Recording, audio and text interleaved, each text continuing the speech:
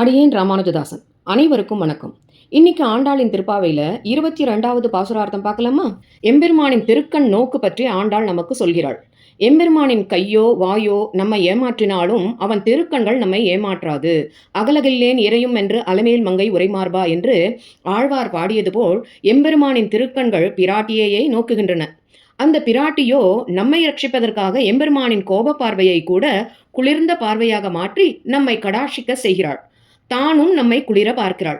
அப்பா, இப்பவாவது வந்தியே என்பது போல் இப்படி இருவரும் நம்மை குளிர பார்ப்பதை பற்றித்தான் ஆண்டாள் இந்த பாசுரத்தில் சொல்லி இருக்கிறாள். வாருங்கள், என்ன சொல்லி இருக்கிறாள் ஆண்டாள் என்பதை பார்க்கலாம்.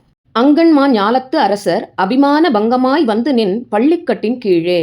இன்றைய பாசுரம். தங்களை விட உயர்ந்த பெரும் வீரர்கள் இவ்வுலகில் யாரும் இல்லை என்ற பெருமை பேசிக்கொண்ட அரசர்கள் இன்று தங்கள் செருக்கு, அதாவது தங்களை பற்றிய மேன்மையான அபிமானத்தை தொலைத்து கொண்டு உன் அடியின் கீழ் சங்கம், அதாவது கூட்டமாக வந்து இருக்கிறார்கள் என்று சொல்லிக் கொண்டிருக்கும் போதே அண்ணன் உடனே, ஆமாம் அறிந்தேன், அதனால் உங்களுக்கு இப்ப என்ன வேணும், நீங்கள் எதற்கு வந்தீர்கள், ஏன் இத்தனை நாட்களாக வரவில்லை அப்படின்னு கேட்குறான். இவர்கள் எங்களுக்கும் அந்த அரசர்களைப் போல நாங்கள் பெண்கள் என்ற அபிமானம், அதனால் நாம் இதற்கு போய் பார்க்க வேண்டும், கண்ணன் பரமபுருஷன் இல்லையோ, அதனால் நீயே வர வேண்டும் என்று நினைத்து வராது இருந்தோம்.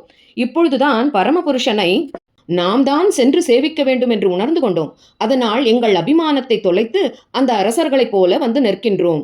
ஆகையால் தான் அவர்களைப் போல் என்று உதாரணம் காட்டி சொன்னோம் என்கிறார்கள்.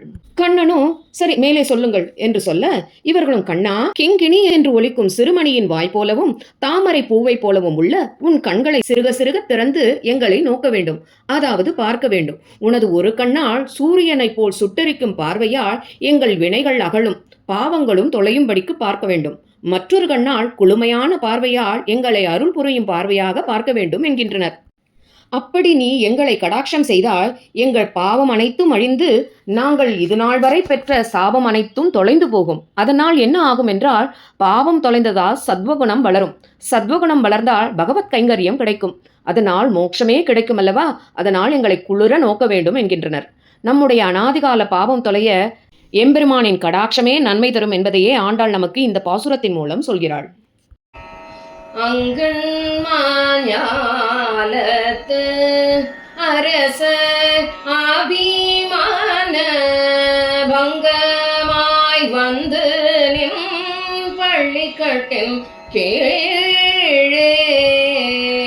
அங்கண்மாஞாலத்து அரசர் அபிமான பங்கமாய் வந்து பள்ளிக்கட்டின் கீழே.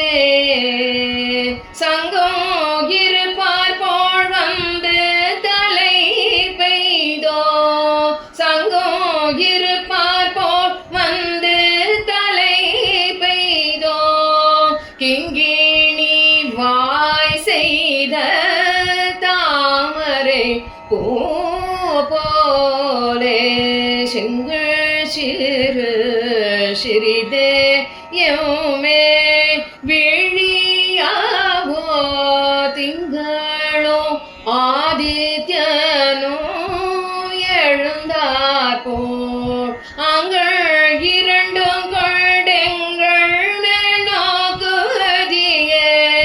அங்கள் இரண்டும் கொண்டு எங்கள் நோக்குதியே, எங்கள் சாபம் எழுந்தலோரும்